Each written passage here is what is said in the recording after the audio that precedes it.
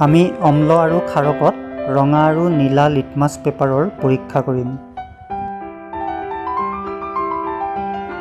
নীলা litmus paper sodium হাইড্ৰক্সাইডত দিলে সি নীলাই হৈ থাকিব, কাৰণ সোডিয়াম হাইড্ৰক্সাইড এটা ক্ষাৰক হয়।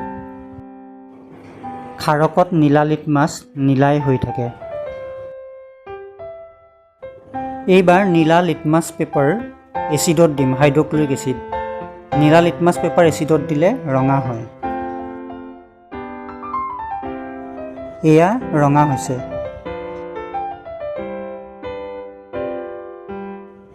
এইবাৰ নীলা লিটমাছ পেপাৰ ভিনেগাৰত দিম। ভিনেগাৰ এবিধ এচিড হয়, গতিকে ইয়াতো নীলা লিটমাছ পেপাৰ ৰঙা হ'ব।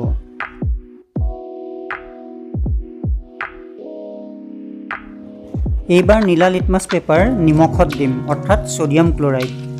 যিহেতু নিমখ বা সোডিয়াম ক্লৰাইড ক্ষাৰকো নহয় এচিডো নহয়, গতিকে ৰঙৰ পৰিৱৰ্তন নহয়। এইবাৰ নীলা লিটমাছ পেপাৰ বেকিং পাউডাৰত দিম। বেকিং পাউডাৰ সামান্য ক্ষাৰকীয় হয়, গতিকে ইয়াত ৰঙৰ পৰিৱৰ্তন নহয়।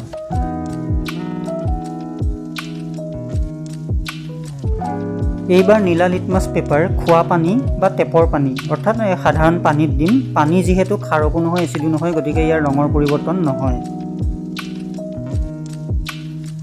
এইবাৰ নীলা লিটমাছ পেপাৰ নেমু ৰসত দিম। নেমু ৰসত চাইট্ৰিক এচিড থাকে, গতিকে ইয়াৰ নীলা ৰংটো ৰঙা হৈ যাব। এইবাৰ ৰঙা লিটমাছ পেপাৰৰ পৰীক্ষা কৰিম। ৰঙা লিটমাছ পেপাৰ সোডিয়াম হাইড্ৰক্সাইড অৰ্থাৎ ক্ষাৰকত দিওঁতে ই নীলা হৈ যাব। এয়া নীলা হৈছে।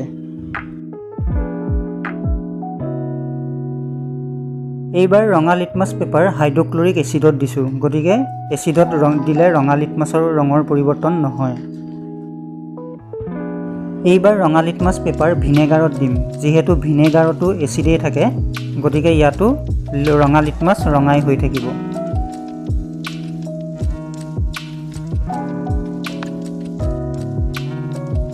এইবাৰ ৰঙা লিটমাছ পেপাৰ নিমখৰ দ্ৰৱত দিম, অৰ্থাৎ সোডিয়াম ক্লৰাইডৰ দ্ৰৱ। ইয়াতো ৰঙৰ কোনো পৰিৱৰ্তন নহয়, কাৰণ ই ক্ষাৰকো নহয় এচিডো নহয়। এইবাৰ ৰঙা লিটমাছ পেপাৰ বেকিং পাউডাৰত দিম। যিহেতু ই কিছু পৰিমাণে ক্ষাৰকীয়, গতিকে ৰঙা লিটমাছ কিছু পৰিমাণে নীলা হৈ যাব।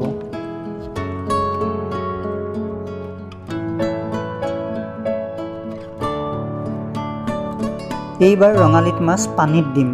পানীত যিহেতু ক্ষাৰকো নাথাকে এচিডো নাথাকে, গতিকে ৰঙা লিটমাছৰ বৰণ সলনি নহয়।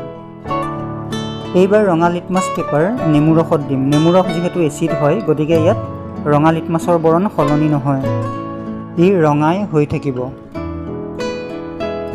Please subscribe study board.